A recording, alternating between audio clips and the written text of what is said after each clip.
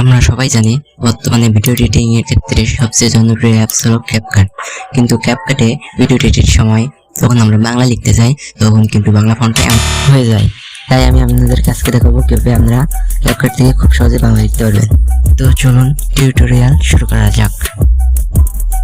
CapCut থেকে বাংলা লেখার জন্য আপনারা সর্বপ্রথমে আপনাদের ফোনে টেলিগ্রাম অ্যাপসটা ডাউনলোড করে ওপেন করবেন। তারপরে উপরে সার্চ আইকনে ক্লিক করবেন। সার্চ আইকনে ক্লিক করে টাইপ করবেন হাসিব টিউটরটিক্স। এখন আমার চ্যানেলের উপরে ক্লিক করবেন। চ্যানেলের উপরে ক্লিক করে তলায় দেখেন জয়েন অপশন আছে, জয়েন হয়ে নেবেন। এখন যে পোস্টটি দেখতে পাচ্ছেন এই পোস্টের 3 ডট বাটনে ক্লিক করে এই পোস্টটি ডাউনলোড করে নেবেন।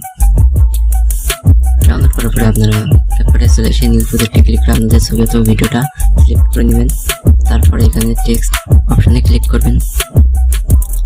টেক্সট অপশনে ক্লিক করে আপনাদের লেখাটা লিখে নেবেন। আমি আপনাদের দেখানোর জন্য একটা লিখছি, দেখেন।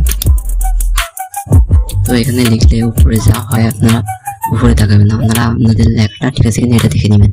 উপরে যা হয়ও এখন স্টাইলে ক্লিক করে আপনাদের মন মতো একটা স্টাইল সিলেক্ট করে নেবেন। আমি লালটা সিলেক্ট করলাম। তারপর ফন্টে ক্লিক করবেন। ফন্টে ক্লিক করার পর একটু স্ক্রল করে মাই ফন্টে ক্লিক করবেন। তারপর আপনারা টেলিগ্রাম থেকে যে ফন্টে ডাউনলোড করেছিলেন ওটি এখানে সিলেক্ট করে দিলে আপনাদের লেখাটা দেখেন উপরে স্পষ্ট হয়ে যাচ্ছে।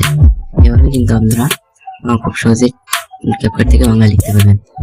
তো আজ এই পর্যন্তই। ভিডিওটা ভালো লাগলে লাইক করবেন আর পেজটি ফলো দিয়ে আমাদের পাশে থাকবেন। ধন্যবাদ সবাইকে।